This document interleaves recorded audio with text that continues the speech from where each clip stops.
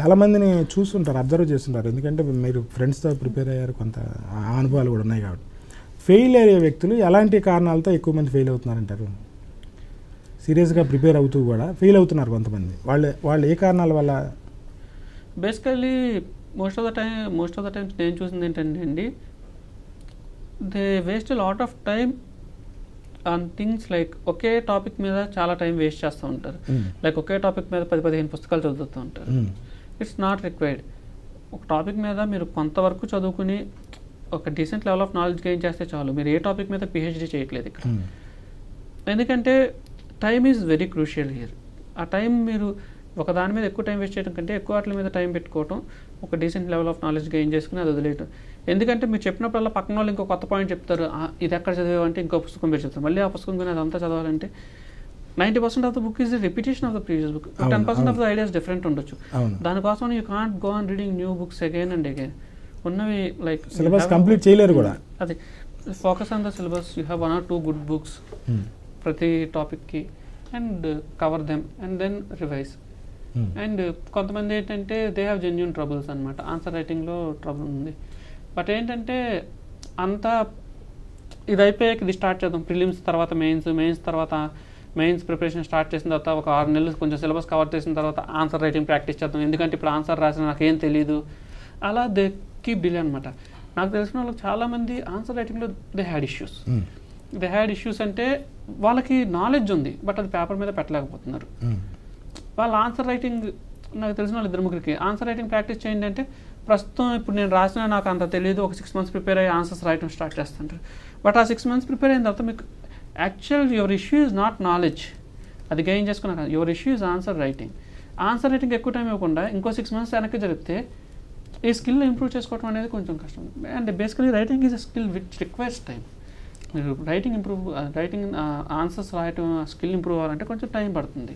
So మీకు రాకపోయినా పర్లేదు, వచ్చిన 2 పాయింట్లు 3 పాయింట్లు రాయండి. It's not about how much you right, it's about how you right. దాన్ని ఎలా ప్రెజెంట్ చేస్తున్నారు, సెంటెన్స్ ఫార్మేషన్ ఎలా, బేసిక్ స్ట్రక్చర్ అనమాట. సెంటెన్స్ ఫార్మేషన్ ఎలా ఉంది, అట్లీస్ట్ వచ్చిందంతా పేపర్ మీద పెట్టగలుగుతున్నానా లేదా, గ్రామటికల్ మిస్టేక్స్ మరి బ్లండర్స్ చేస్తున్నాను, ఇవన్నీ మిమ్మల్ని మీరు అసెస్ చేసుకోవడానికి ఎక్కువ టైం దొరుకుతుంది. సో అది కొంచెం డిలే చేసే కొద్దీ ఆ ఏరియాలో ప్రాబ్లమ్స్ ఫేస్ చేసే వాళ్ళు కొంచెం ఎక్కువ ఉన్నారు. The people which I have seen, నేను చూసిన వాళ్ళే ఎక్కువ. ఎందుకంటే నేను చూసిన వాళ్ళు ఎక్కువ అంతా విలేజెస్ నుంచి వచ్చి మోస్ట్లీ తెలుగు మీడియంలో ఎడ్యుకేషన్ అంతా చేసి వచ్చిన వాళ్ళు ఉన్నారు. వాళ్ళకి ఏంటంటే ఇది ఒక రాంగ్ నోషన్ ఉంది, ఎగ్జామ్ ఇంగ్లీష్లోనే రాయాలి అని. అది కూడా ఇంగ్లీష్లో కంఫర్టబుల్గా లేదు, ఇంప్రూవ్ చేయలేకపోతున్నారు. తెలుగు మీడియంలో రాయండి. బట్ అది మనకి ఎంతవరకు ప్రాబ్లమ్, ఎంతవరకు మనం కంఫర్టబుల్గా ఉన్నాం అనేది చూసుకోవాలన్నమాట. నేను చూసిన వాళ్ళంతా ఆన్సర్ రైటింగ్లో at least that is the area they are facing the problem. వాళ్ళు మాట్లాడితే మళ్ళీ చాలా చక్కగా చెప్తారు అనమాట. మాట్లాడినప్పుడు చాలా చక్కగా అన్ని పాయింట్స్ చెప్తారు. But at the same time when they are putting it on paper they are facing a problem. Practice అవసరం. అది ముందు నుంచి కొంచెం ఎంత త్వరగా స్టార్ట్ చేస్తే అంత నా అభిప్రాయం. ఎలాంటి వ్యక్తులు సివిల్స్లో సక్సెస్ అవుతున్నారు ప్రధానంగా? ఎలాంటి వ్యక్తులు అన్ని రకాల వాళ్ళు సక్సెస్ అవుతున్నారండి. People with all kind of temperaments, all kinds of backgrounds, all kinds of outlook towards life, అందరూ అన్ని రకాల వాళ్ళు సెలెక్ట్ అవుతుంది. అన్ని రకాల వాళ్ళు అవ్వాలి కూడా. ఆ డైవర్సిటీ ఉన్నప్పుడే మీకు సర్వీసెస్లో డిఫరెంట్ కైండ్ ఆఫ్ ఐడియాస్ వస్తాయి, ఆ ఇన్నోవేషన్ అనేది వస్తుంది. ఇప్పుడు డైవర్సిటీ లేకుండా అంతా ఒకేలాంటి వాళ్ళు ఉంటే మోసపోసినట్టు అవుతుంది అనమాట, మార్పు రావడం కష్టం అవుతుంది. మీరు చాలా కూల్గా ఉన్నారు, నేను చూసిన వెరీ ఫ్యూ మేము ఇలాంటి వాళ్ళని చూడటం. నేను ఎంత కూల్గా చిన్న చిన్న విషయాలకు కూడా ఆత్మహత్యల దాకా వెళ్తున్నారు ఇప్పుడు జనరేషన్. లక్షల మంది ఉద్యోగాల ప్రయత్నాల్లో కాంపిటేటివ్ ఎగ్జామ్స్ రాసేవాళ్ళు కానీ, వేరే పరీక్షలు రాసేవాళ్ళు కానీ ఒక చిన్న ఫెయిల్యూర్కి ఆత్మహత్యల దాకా వెళ్తున్నారు. అలాంటి వాళ్ళ కోసం మీరేం చెప్తారు? బేసికలీ నేను వాళ్ళ కోసం ఏం చెప్పదలుచుకోలేదండి, వాళ్ళ చుట్టూ ఉన్న వాళ్ళ కోసం చెప్తాను. ఏంటంటే మనకి చిన్న విషయాల్లో అనిపించేవి ఒక వ్యక్తి ఎప్పుడు తనకి చిన్నది అనిపించిన దానికోసం తన ప్రాణం తీసుకునే వరకు వెళ్ళండి. అదేంటంటే at the spur of the moment అది ఉండొచ్చు, బట్ ఏంటి దేర్ ఆర్ డిఫరెంట్ ఇష్యూస్ వాళ్ళ మైండ్ మీద వేయ చేసే ఇష్యూస్ చాలా ఉంటాయండి. పీపుల్ డిప్రెషన్కి లోన్ అవడానికి ఎప్పుడు ఒక కారణం కదా, రకరకాల కారణాలతో లోన్ అవుతూ ఉంటారు. మనం ఏంటంటే మనం మాట్లాడేటప్పుడు చుట్టుపక్కల వాళ్ళు మాట్లాడేటప్పుడు కొంచెం ఎదుటి వ్యక్తిని గమనించి కొంచెం జాగ్రత్తగా మాట్లాడటం అండ్ వాళ్ళని అనవసరమైన ప్రెజర్కి గురి కాకుండా చూడటం. అండ్ ఏ వ్యక్తి అయినా ఇంకో వ్యక్తితో పోలిస్తే నచ్చదండి. మీరు మంచిగా పోల్చినా చెడుగా పోల్చినా నువ్వు వాడికంటే తక్కువ రా అంటే నన్ను తక్కువ చేస్తున్నాడు అన్న ఫీలింగ్ వస్తుంది. ఒకవేళ మీరు వాళ్ళకంటే బెటర్, నువ్వు వాడికంటే బెటర్ రా అంటే నాకు తెలిసి మళ్ళీ ఆడితో పోల్చి నన్ను తక్కువ చేస్తున్నావా అన్న. ఏ వ్యక్తికి వేరే వాళ్ళతో పోల్చడం నచ్చదండి, especially if it's in negative way. So it's better to avoid. నువ్వు అలా చేసే వాళ్ళు ఇలా చేశారు, నీ ప్లేస్లో వాళ్ళు ఉంటే అలా చేసేవాళ్ళు. ఏంటంటే ఇది ఇలా జరుగుంటే ఇలా జరిగేదేమో, ఇలా జరుగుంటే ఇలా జరిగేదేమో.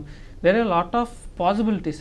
ప్రతి పాసిబిలిటీని పట్టుకుని బెస్ట్ పాసిబుల్ అవుట్కమ్ కావాలి నాకు ప్రతిసారి, నీ వల్ల కావట్లేదు అనటం కరెక్ట్ కాదండి.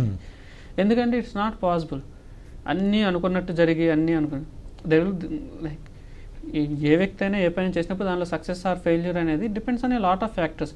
బట్ ఒక వ్యక్తిని బాధ్యుని చేసి ఆత్మహత్య చేసుకునే వరకు ఇది చేయటం అనేది కాదు. ఎందుకంటే ఎగ్జామ్లో ఫెయిల్ అయ్యారని ఆత్మహత్య చేసుకుని అంటే ఎగ్జామ్లో ఫెయిల్ అయ్యేది ఆ టైంలో ట్రిగ్గర్ అండి.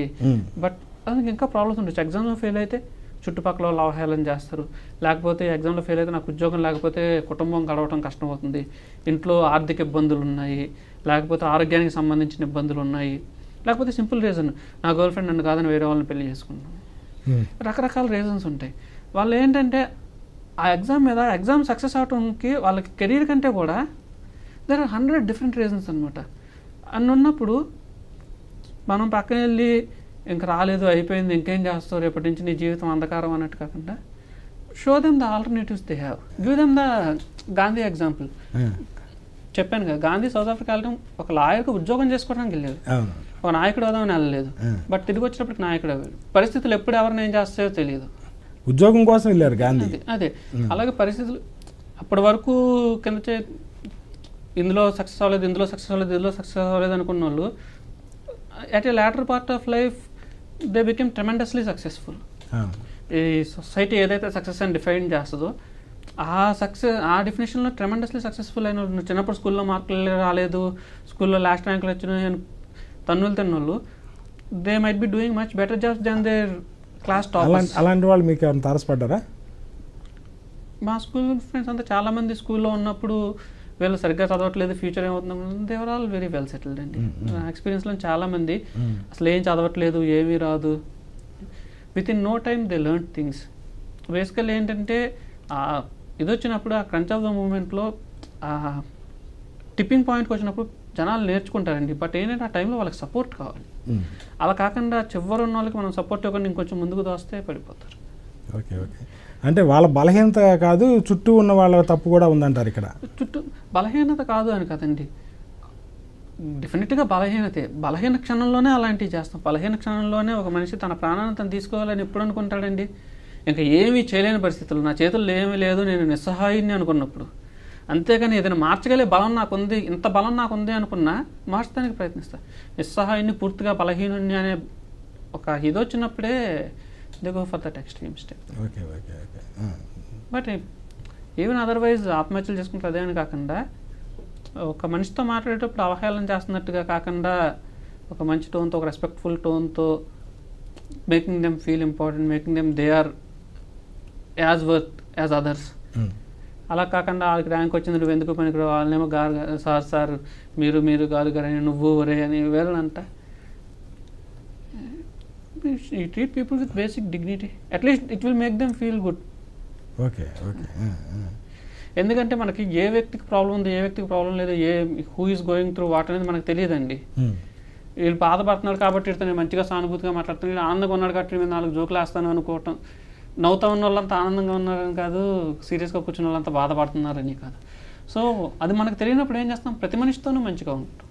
ఈ తాత్విక చింతన మీకు ఎక్కడి నుంచి వచ్చింది? మీరు ప్రతి దాంట్లో ఒక ఫిలాసఫికల్ కనపడుతుంది. ఫిలాసఫికల్ ఏం కాదండి, మామూలుగా basically that's what I have seen, I went through in life. So you start working at a very young age, so you work in very different scenarios. అంటే మీరు ఒక ఆఫీసర్గా అందరికంటే నిచ్చెన మీద అన్నిటికంటే పైనుండి కింద చూడటం ఒక రకమైన అనుభవం, ఒక క్లర్క్గా నిచ్చెనలో చివరి మెట్టు మీద ఉండి పైకి చూడటం, ప్రతి ఒక్కరికి భయపడటం, ఈ రెండు చూసాం కాబట్టి అది తెలుస్తుంది అనమాట మనకి. ఇట్స్ ఏంటంటే ఆ టైంలో అక్కడ ఉన్నాం కాబట్టి సేమ్ ఆ టైంలో అందరికీ భయపడతా సార్ సార్ సార్ లీవ్ ఇవ్వండి సార్, అది ఇవ్వండి సార్, ఇది ఇవ్వండి సార్ అనేది అదే రామకృష్ణ. ఈ టైంలో ఇప్పుడు ఒక సబ్ డివిజన్కి సబ్ కలెక్టర్గా ఉండి ఇది చేసేది అదే రామకృష్ణ, ఒక వ్యక్తిగా అదే. బట్ ఏంటంటే మధ్యలో ఒక పరీక్ష పాస్ అవటం అనేది, ఒక పరీక్ష పాస్ అవటం వల్ల ఇటు నుంచి ఇటు వచ్చాం, అది ఎప్పుడు మర్చిపోకూడదండి. అంటే ఇటు వచ్చాం కాబట్టి మనం ఏదో ఇటు ఉన్న వాళ్ళందరికంటే ఎక్కువ తెలివైన వాళ్ళము, ఎక్కువ గొప్ప వాళ్ళం. ఇటున్న నాకు ఇటు రావడానికి అవకాశం వచ్చింది, అదే ఇటున్న నాకు అటు రావడానికి అవకాశం రాలేదనుకోండి, నేను నది క్రాస్ చేద్దాం అనుకున్నప్పుడు అప్పుడు ఆ టైంలో పడవ ఉంది, ఎక్కాను, క్రాస్ చేశాను, లేకపోతే అక్కడే ఆగిపోయేవాళ్ళు. అక్కడ ఆగిపోయి ఉంటే సేమ్ సింపుల్ అండి, అక్కడ ఆగిపోయి ఉంటే ఈరోజు మీరు నన్ను పిలిచేవాళ్ళు కాదు, ఇంటర్వ్యూ అడిగేవాళ్ళు కాదు. వేల మంది క్లర్కుల్లో నేను ఒకరిని. కరెక్ట్గా చెప్పాలంటే ఎప్పుడైనా మీరు రైల్వే స్టేషన్లో టికెట్ తీసుకొని వస్తే పెద్ద క్రౌడ్ లేట్ అవుతుందంటే వీడు పని చేయడు, ఏ పని రాదు, అందుకే క్లర్క్గా పడి ఉన్నాడు అంటారు కదా. ఇదే రామకృష్ణ, వీడికి ఏ పని రాదు అందుకే క్లర్క్గా పడి ఉన్నాడు, అంత తెలివితేటలు ఉంటే ఇంకో మంచి ఉద్యోగం వచ్చేది కదా అని పరీక్ష రాసాము, అవకాశం వచ్చింది, ఇటు వచ్చాం కాబట్టి క్లర్క్గా ఉన్నా సరే కష్టపడి పైకి వచ్చే. ఇంత హైండ్ సైట్ ఏంటంటే అండి, ఒకటి అయిపోయిన తర్వాత వెనక్కి చూసి దాన్ని ఎవాల్యుయేట్ చేయడం చాలా ఈజీ అనమాట. ముందుకెళ్ళేటప్పుడు మనకు తెలియదు ఎవరు ఎక్కడికి వెళ్తారు, ఎవరు ఏ గమ్యాన్ని చేరుకుంటారు అనేది. సో అండ్ ఏది మంచిది ఏది చెడుది అనేది కూడా ఎప్పుడు ఒక సమయంలో మంచిది అనిపిస్తుంది, ఒక సమయంలో చెడు అనిపిస్తుంది. ఒక చిన్న చైనా స్టోరీ ఒకటి ఉంది. అదేంటంటే ఒక అతనికి ఒక గుర్రం ఉంది చైనాలో. అయితే ఆ గుర్రం ఒకరోజు అడవిలోకి పారిపోయింది. చుట్టుపక్కల వాళ్ళంతా వచ్చి అయ్యో ఎంత ఇది జరిగిపోయింది, గుర్రం అడవిలోకి పోయింది, అయ్యో అయ్యో నీకు ఇంత చెడు జరిగింది ఏంటి. 2 రోజుల తర్వాత ఆ గుర్రం అడవిలో నుంచి 10 అడవి గుర్రాలను వేసుకుని వెనక్కి తిరిగి వచ్చింది. వాళ్ళ చుట్టుపక్కల మళ్ళీ వచ్చి అరే భలే అదృష్టవంతుడివి, గుర్రం అడవిలోకి వెళ్ళి 10 అడవి గుర్రాలను పట్టుకొచ్చింది, అసలు నీకంటే అదృష్టవంతుడు ఎవడు ఉంటాడు, ఒక గుర్రం ఉండేది 11 గుర్రాలు. అతను అవునా అయ్యి ఉండొచ్చేమో, ఫస్ట్ సారి అదే అంటాడు, అవునా అయ్యి ఉండొచ్చేమో, అవునా అయ్యండి. ఆ తర్వాత 2 రోజుల తర్వాత ఏమవుద్ది, అతని కొడుకు గుర్రం ఎక్కి ఆడుకుంటా పడిపోయి కాలు ఇరుగుద్ది, వన్ ఆఫ్ ద అడవి గుర్రాలు ఎక్కి ఆడుకుంటా.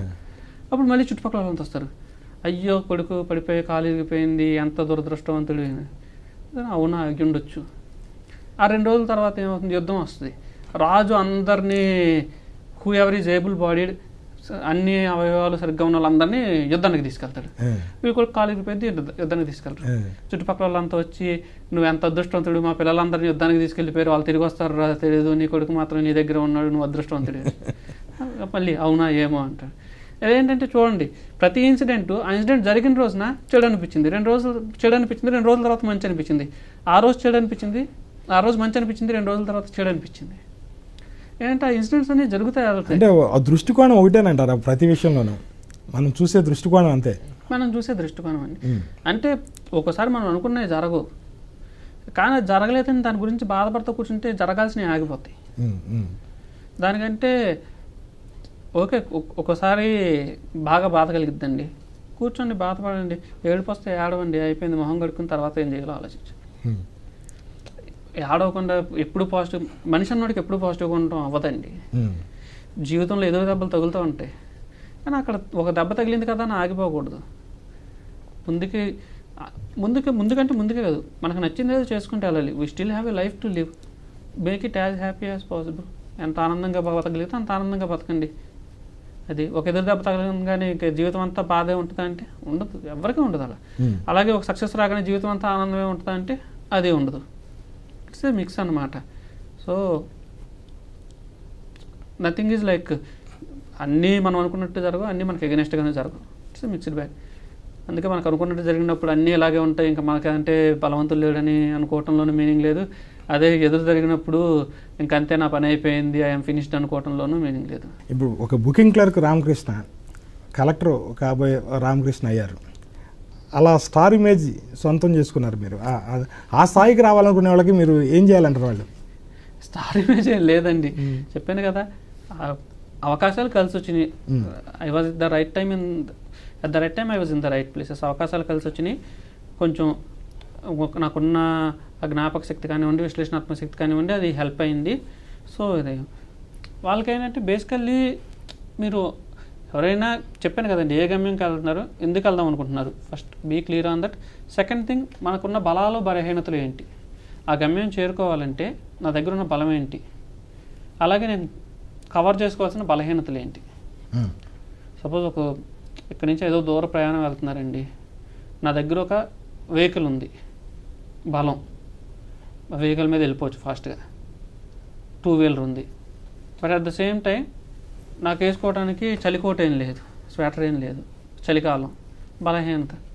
ఎల్లో స్వెటర్ కొనుక్కో, ఎక్కడైతే డబ్బులు ఉంటే కొనుక్కుంటే అయిపోద్ది. అలాగే కొన్ని బలహీనతలు, సరిగ్గా రాయటం రాదు, ప్రాక్టీస్ చేయి. ఇంకో బలహీనత ఉంది, సరిగ్గా మాట్లాడటం రావట్లేదు, ఇంటర్వ్యూలో సరిగ్గా చేయలేకపోతున్నాను, ప్రాక్టీస్ చేయి.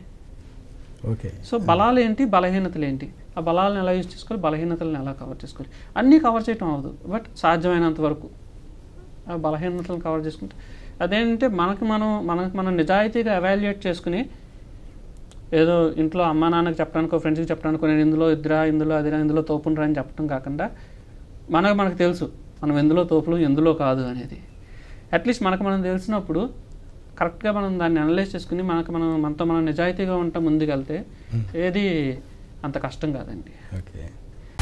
ఇలాంటి ఆసక్తికరమైన వీడియోల కోసం రైట్ చాయిస్ ఇండియా ఛానల్ను ఇప్పుడే సబ్స్క్రైబ్ చేయండి.